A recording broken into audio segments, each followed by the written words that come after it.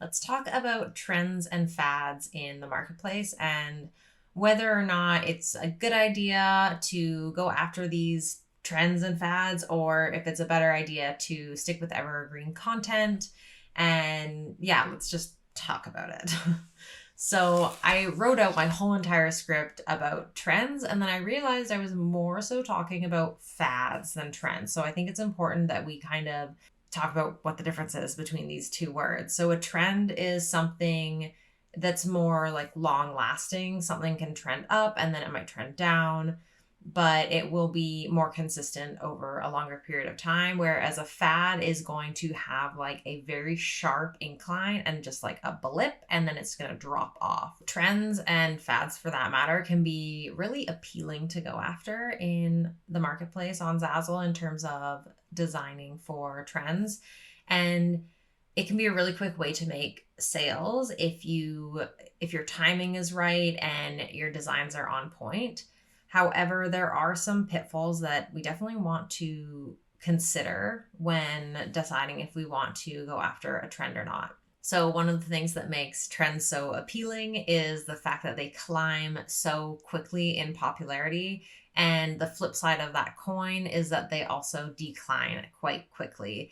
The thing with trends is I think that they steady out more so after that decline, whereas a fad is going to have a sharp drop and kind of just fall off and just die out. One thing with the fad is there's really not much chance of revival of a fad. Like, that is just going to die, and you're probably not really ever going to see sales from that again. I do actually have on my screen here, I'll just show you guys now some examples of fads and trends. So the first one is a fidget spinner. So look at that. So this is Google Trends, by the way. And I'm looking at the worldwide data from 2014 until now. So that's almost 20 years of data. And you can see in, what was it, 2017, that fidget spinners grew in popularity like crazy and then died off. So in a matter of from March 2017 to October 2017. So that's like 7 months, and fidget spinners were basically gone. I know a ton of people made money off of the fidget spinner craze. People that were doing drop shipping and stuff like that. There was a lot of people online talking about, seen a lot of people online talk about how much money they made with fidget spinners, but that money came and it went. It was gone so fast. If you didn't get on that fad right when it started, if you got on it in June or July, you basically got peanuts relative to what other people got that got onto the fidget spinner craze at the beginning of 2017. So another example is cake pops. I don't know if these were like just invented in 2019 or what, or 2009, sorry. But in 2011, it looks like they really took off and they had a huge spike in popularity, and then they just kind of died off, but they've remained consistent. So this is more of a trend. Another example, and this is a bit of an isolated situation, obviously, because there was a global pandemic, but face masks, in terms of graphs, it had a huge spike that lasted like 2 years, and then it's pretty much died off. So by the way, if you're on Zazzle and questioning whether or not you should design face masks or not, I think this graph should answer that question pretty clearly for you. So there was a massive spike in 2020, and then within a year it had fallen off, and not much after that. So I thought this was interesting. It's Crocs. I looked this up and I thought it was going to be a trend, and it's actually trended upward every single, like, year over year. It's seasonal for summers.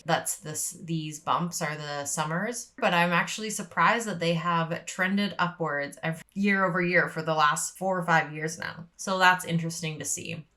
These ones are trending upward. I've heard this word cheugy talked about on like social media with Gen Z or something. And so I thought I would pop this one into Google Trends, and I thought this was really interesting. So this is, to me, looks more like a fad for a very short time, a matter of a couple of months. and then it's pretty much died off. I'd be interested to see what this looks like in a couple of years' time. Pokemon Go, this one, I remember when Pokemon Go came out, I actually had a friend who met his now wife playing Pokemon Go. Pokemon Go was huge in popularity for, a couple of months, it looks like. And then it kind of has died off. There's still a little bit, but not much. This, I would say, is a fad.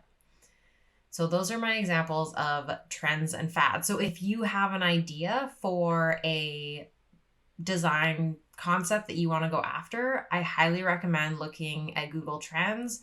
And then when you type your search term in here, make sure you click either worldwide, or if you want, you can go down to United States, because we're, for the most part, the most of us are targeting the US. They're the consumers of the world after all. And then I like to go 2004 to present to just see the longest span of time possible and how that's been trending over time. Unless you're really good at spotting trends and jumping on them early and taking massive action on what you're seeing, it's really hard to make a reliable income off of fads and trends, especially with a fad being, it's so hard to tell the difference between a fad and a trend in the short term when you're in that like rising period. It's hard to tell, is this going to last a couple months, or is this going to like rise steadily, see a spike, and then slowly drop off? And it can go kind of either way, and it really just depends.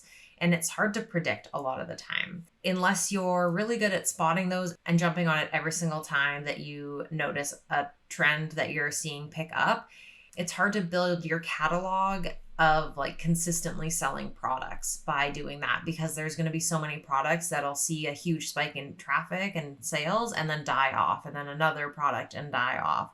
So it's just hard to kind of build reliable income by going after trends. That being said, as we've seen in the graphs, that like some of the trends, they climb and then they only die off a little bit. And so if you are able to get on it right at the beginning, you can ride that wave and then continue to make consistent sales, but small sales after it's kind of steadied out. The second issue that I have with fads and trends is that they can be kind of hard to spot until it's too late, basically until they're like shoved in front of your face and it's everywhere. It's pretty tricky to catch them on the rise because they do climb so quickly.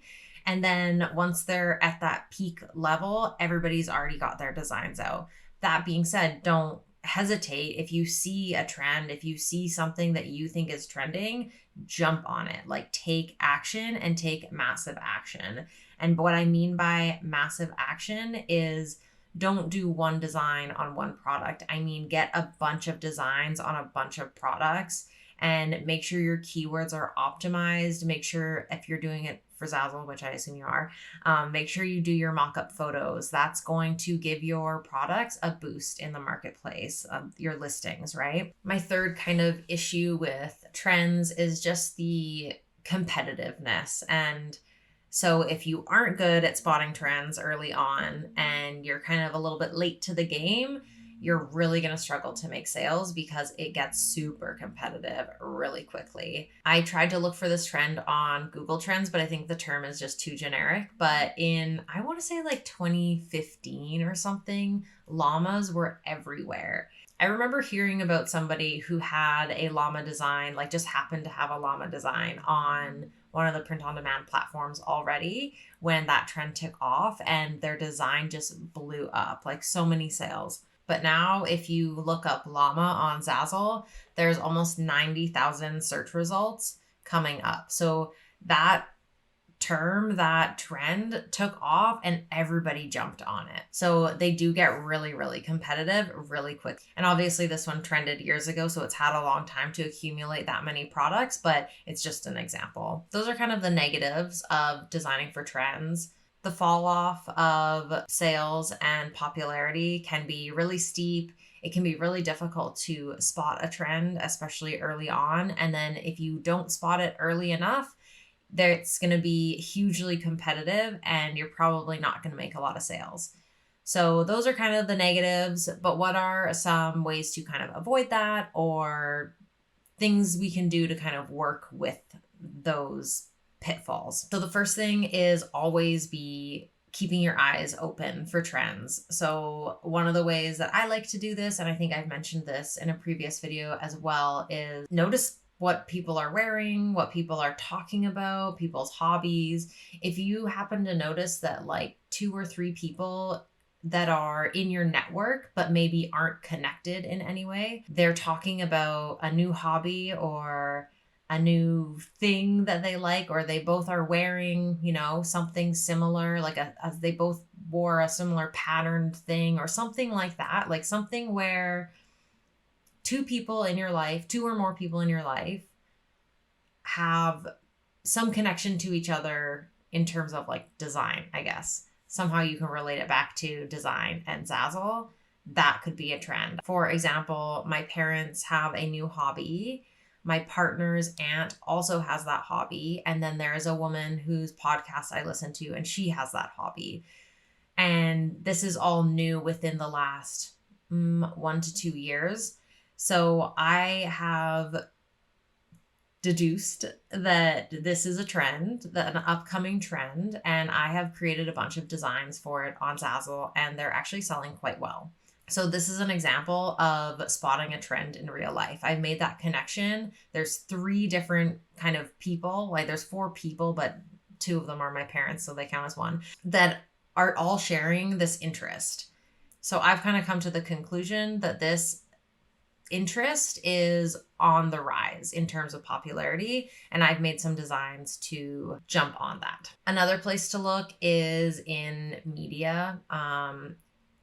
Again, I think I might have told you guys this already too, but the one that pops out to me is I was watching TV and the girl on the television on her phone case had a certain pattern. And then I saw it on, I don't know, I can't remember. I saw it somewhere else, I think. And then I went back to Vancouver to visit my family and friends, and my friend was wearing overalls and that same pattern was on the overalls. So again, to me, that kind of screams trend or potentially fad, but the popularity is climbing either way. And I have a bunch of designs already. It was cool because when I saw my friend with her overalls, I had already jumped on that design idea. So I'm excited to see if it takes off. And I actually sold some wallpaper with that design today, now that I think about it, on Spoonflower. I'm interested to see how that pattern trend is going to go. Is that going to be a trend or is that going to be fad? I don't know yet, but I've got the patterns out there to find out. And with that, like, if you jump on a trend or a fad early enough, it might be crickets to start, and you might just think like, oh, that was a waste of time, but it might take a couple months. If you're really early, it might take a couple months or maybe even a year, and all of a sudden it takes off. And then you're going to be so happy that you did it. So definitely take action. Like if you think it's going to be a trend, just do it. Just get 10 designs out there if you can. Like do your best to get as many as you can out there. Get different colorways out there and get it on different products, just to give yourself the best chance of getting seen in the marketplace, because there is that aspect of randomness to the algorithm. So you never really know when your products are going to get seen, and you never know if they're going to get put in front of the person that wants to buy them. So you want to make a bunch so that you have the best chance of getting put in front of that right set of eyes. And my last tip for kind of negating those pitfalls with trends and fads is to kind of blend them in with evergreen design. The way I would do that is by thinking about designs that are evergreen. So an easy one is florals. Florals always sell. One way you can incorporate trends into florals is by using trendy color palettes. So an example of that would be Pantone's 2024 color of the year. And I have 6 free color palettes available for you if you would like to use those. Those are linked in the description. But regardless, using trendy color palettes with evergreen design elements or motifs would be a way to incorporate trends with evergreen content. Another example might be vintage style. I feel like vintage definitely has a dedicated following, but then doing like a vintage design with a trendy saying or something like that, a trendy word or something. You kind of have to play with it. And if you're tapped for ideas, I would highly recommend playing with ChatGPT. There's lots of ideas to be had when you just brainstorm with ChatGPT. Don't ask it to give you everything. Use it as a brainstorming tool to like converse with. When I get stuff out of ChatGPT, that's usually how I end up getting the best stuff out of it, is I give it lots and then it's able to work with me. I'm curious to know how you guys feel about fads and trends. Is that something you are interested in? Is it something that you like to like take the time to go after, or are you mainly focused on evergreen designs? You want your stuff to sell for the years to come and be timeless. For me, I like to do a bit of a mix of both. I will always do evergreen, but then when I see trends, I will definitely take action on them because I want to get in on that. The money can be really good when you do hit a trend and you hit it at the right time and you're early. That can be really exciting. But I think overall you want to have lots of evergreen content though. And also, actually, one of the I will add one more pro to going after trends is if you do get in there early. I think it's all about timing with trends. Like it really is. You really need to get in early. If you're a little late, you really missed it. But if you do manage to get on a trend, the other thing is that it brings more eyeballs into your store. So your evergreen content that you have will get more views and more sales as well. So that is definitely a big pro to trends. Especially if you already have the library of evergreen content, and then working on trends to get eyeballs in to make the sales on the trends, but also to get more eyeballs on your evergreen content and boost your evergreen content in the marketplace. That's a pretty good idea. So let me know how you guys feel about trends and fads, and have you ever jumped on a trend early and been able to ride that wave, or have you caught a trend on its way out or a fad on its way down? I've caught the tail end.